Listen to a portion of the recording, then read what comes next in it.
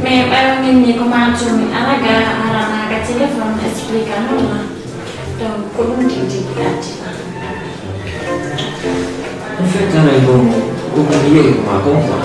Pasti akan itu boleh dulu menjualasi pada kono dekat dari mana makom. Saya ini mayat plaso arah harga, atau de untuk usaha harga menjual macam pada tinggi gua nggak tahu. Joni non hari gua pergi ke dalam tu sertifikat. Dokter rien n'est possible. Ah, c'est possible mais c'est interdit quoi. Interdit sama, pasti ingin dan main demo dong. Tapi baju dokan adua kan, wanita sifat ini. Pasti si sebelumnya untuk hari dapur ni gogol yang hijau kini hari berdekat lah hari pun ini di wadong yang lagi push balai di wadong. Hari ini obligasi sama dia jama koya jauh munyo dah wakil dah darah perlu untuk mau si cari untuk kai solusi kali gua. Yang hari itu memang punya itu. Dokter ni jomba. Nuwa ta dokter mundu golindure itu dok. Tahu tahan juani hari. Dokter nuwa ta Allah muli kala ko inu jonnai. S'il vous plaît, aidez-moi. Je vous en prie. Mademoiselle, hati dulu sakit gua. No interdisa kwa si tahu orang interdisa ka sakit kwa lagi wo be pusha ni dokter yo be yo asom jana fio be bolu be sudo be bona me si te po me de bolu taimo ai no sakit kwa itu bolu ki lo kadi sampai ketika di judo tahu sakit ko mi fala la monyo waktu resist kare mo kadi kwa ayo na mafu wo peka di bino la même chose si famo ai me komina tama wo tama ke wa mama ni kan dokter milik saya me fani ya non kadi already la dokter fi amana solution mi jijo fi Allah walela la andi kan ko je patano lo smiyete comme lo problème dare solution fi Allah abata an warayla c'est parce que fi hondu téléphone ma mi nodde sone a décroche kaldu de no yawda ha joni no hôpital la fussa hôpital la mi anda o kon no mi weka sudgani la wa may do mokko jondo mi fala ya itangen suspense don mi hetta hore problème la min ko musata yeso min tigi mi falta ma décroche de me ko tawoni mi ala afan mi wadi mi hayli ki ha mi kinditi o suko ko yata la sella wallahi ani ko no alfa mi hôpital di fop fabdi do ko mi ya mais c'est impossible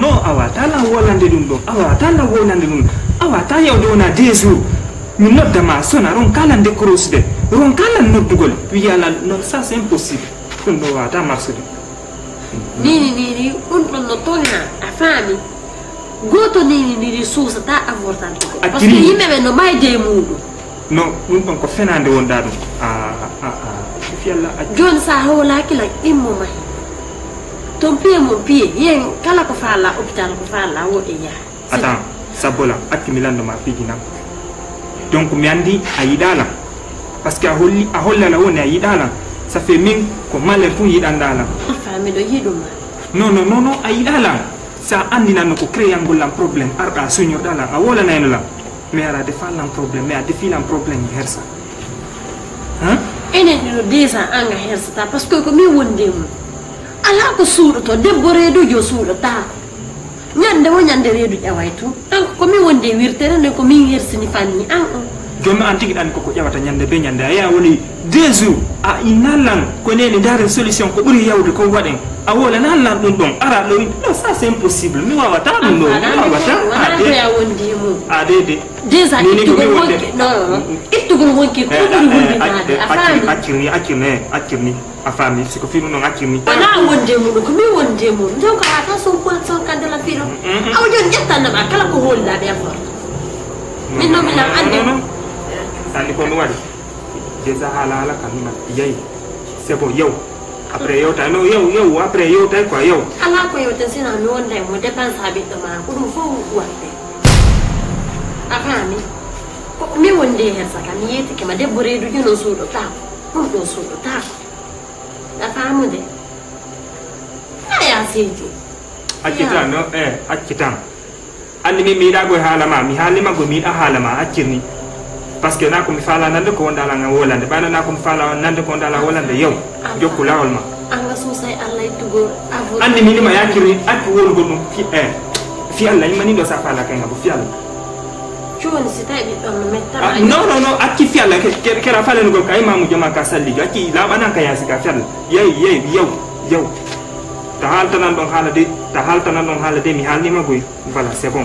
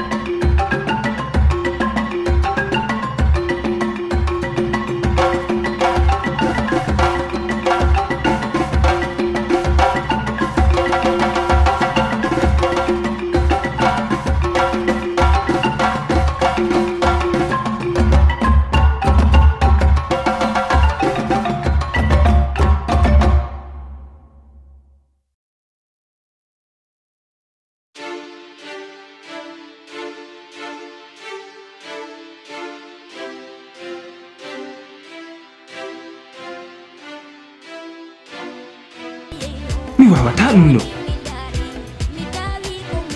Allah dandan hersugol famille am o Allah dandan hersugol jama o si andanilan o komi reedini o hare mi wirtike non mi wawata ɗum ɗo kono mi gerrata ɗum ɗo non ko ɓuri yawde kon ko ma mi dara solution joni si mi darali solution hare mi andali ko mi geri hare mi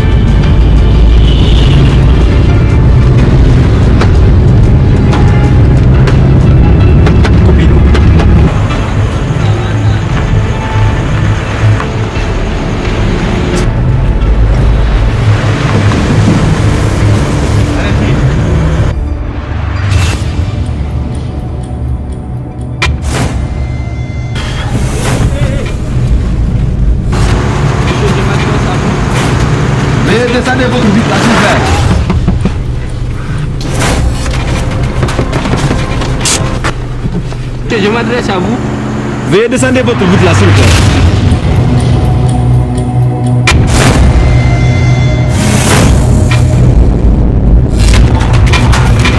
Descendez les vitres là, s'il vous plaît. Oui, ouvrez.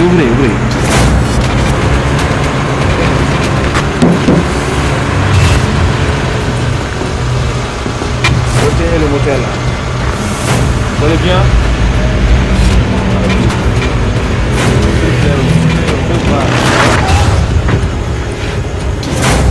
Pourquoi on n'a pas oublié?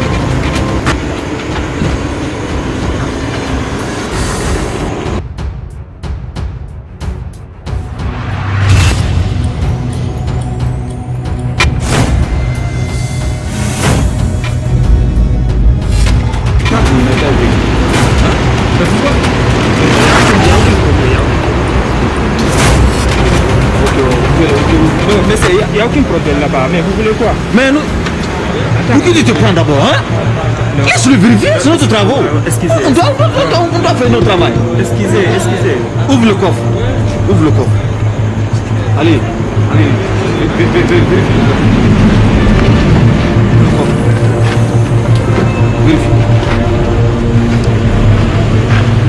Vérifie si tout est ok. Même le sac là, puis toutes les choses là.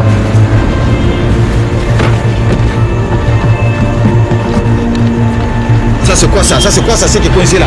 Ça c'est quoi ça? Ça c'est la crique. C'est crique. C'est quoi ça? Ça c'est... Si il y a un cas de panne, c'est pour cela, ça c'est... Et c'est... Qu'est-ce qu'il y a dedans là? Vous dites? Ouvre le porte là. Qu'est-ce qu'il y a dedans là? Il faut ouvrir ça. Ouvre le porte. Il faut ouvrir. Ouvre la porte, on va voir ce qu'il y a dedans. Vous avez dit ouvre la porte, mais qu'est-ce que ça va? Ouvre la porte.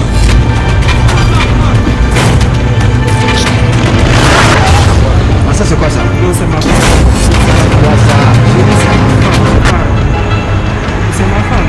Mais ta femme n'a pas le droit de présenter sa carte? On doit vérifier? Non, elle est malade. Vérifie-moi ça s'il te plaît. Elle est gravement malade. C'est pour cela. Sinon, vous me pardonnez? Tu dois signaler ça. Attends. Hein?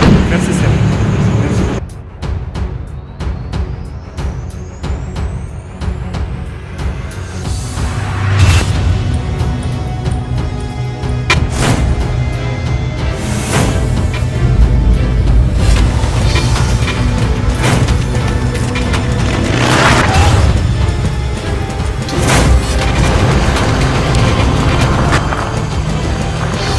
Avec l'autorité, vous devez se comporter bien avec le citoyen là. C'est très bizarre.